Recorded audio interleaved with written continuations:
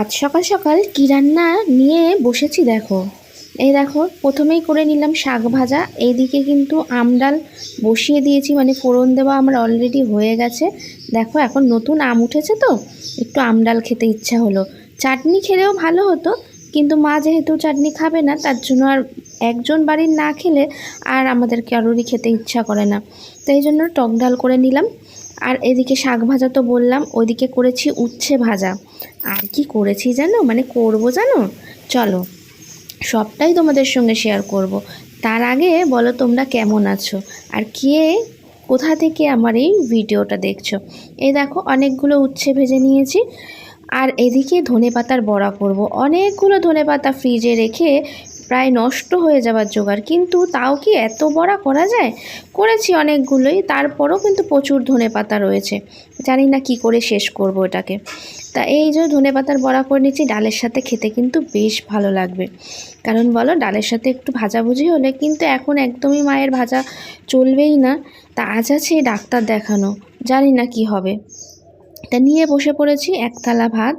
দেখে সব কিছুই তোমাদের বললাম, মানে কি কি রান্না করেছি সব কিছু আইটেম নিয়ে বসে পড়েছি। বেশ খেতে কিন্তু আজকে বেশ ভালো লাগলো, কারণ অনেক দিন পর টক ডাল খেলাম। কবে খেয়েছিলাম বলো তো, সেই আগের বছর। এবছর এই সবে শীত কমতেই, গরমের ছোঁয়া পড়তেই এই প্রথম আম আনা হলো। এখন আমের প্রচুর দাম, তা এই আম কিন্তু খেতেও খুব ভালো লাগে। তাই এই যে সুন্দর একটা ডাল, তার গন্ধতেই মানে করছে, তাই এখন নিয়ে বসে পড়েছি। আর টক ডাল মানে আম ডাল, তোমরা কে কোন ডালে খাও?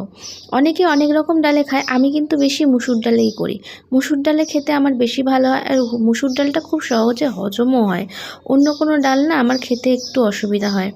আর মুগ ডাল খেতে ভালো লাগে, কিন্তু যাই হোক, মুগ ডালটা ভেজে করলে না আমার আবার একটু গ্যাস অম্বলের প্রবলেম আছে।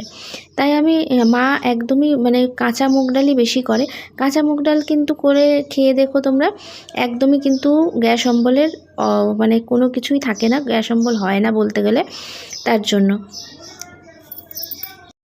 এদিকে একটু চিল্লামিল্লি হচ্ছে, অ্যাভয়েড করে যাও, কারণ আমাদের এখানে প্রায় এসব চলতেই থাকে। কারণ বুঝতেই পারছো, মানে কিছু এলাকা এরকমই থাকে, সকাল থেকে রাত পর্যন্ত শুধু চিল্লামিল্লি। যাই হোক, কখন আর ভয়েস দেবো বলো। তা যাই হোক, এই খাবার দাবার মানে সুন্দর করে খাবার সাজিয়ে নিয়ে বসে পড়েছি। কিন্তু ওই যে টেনশান একটা কাজ করছে, কত তাড়াতাড়ি কাজ বাজ মিটিয়ে আমি যাব। মানে বিকেলবেলা অলরেডি নাম বুক করা আছে, আবার ওখানে একটা ডাক্তারের কাছে টেস্ট আছে।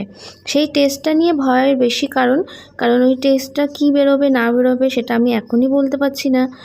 এবার হয়েছে কি, যখনই আমরা বেরোতে যাব, যেহেতু আমি পরে ভয়েস দিচ্ছি তাই জন্য তোমাদের বলতে পারছি, মানে কালকের অভিজ্ঞতাটা, যখন আমি বেরোতে যাব তখন সেই সময় পুরো আকাশ, আমি তাড়াতাড়ি করে সন্ধ্যে দিয়ে চলে আসলাম, যে সন্ধ্যে টন্ধে দিয়ে তারপরে তো বেরোবো, ঠাকুরকে না দিয়ে কী করে বেরোই। তা বেরোনোর আগের মুহূর্তে মানে এমন তুমুল ঝড় বৃষ্টি শুরু হলো যে আর কি বলবো, তোমরাই দেখো কি অবস্থা। আমাদের ডাক্তার দেখাতে যাচ্ছি এখন, এত বৃষ্টি, এর মধ্যে আজকে পরীক্ষা আছে, না হলে আর হবে না। এবার এই সিচুয়েশনটা দেখে এবার কি বলবে বলো তোমরা, কারণ এই অসুস্থ মানুষকে কিছুতে করে যে নিয়ে যাব সেও উপায় নেই, কারণ এই সময় একটা টোটো অটো কোনো কিছু রাস্তায় নেই। কোনো রকমে হাঁটাতে হাঁটাতেই সেই মানুষটাকে নিয়ে যাওয়া। তারপরে ডাক্তারখানাতে চলে এসেছি, এবার অবস্থা দেখো, বাড়ি ফিরে আমাদের যা হাল হয়েছে আর কিছু বলার নেই।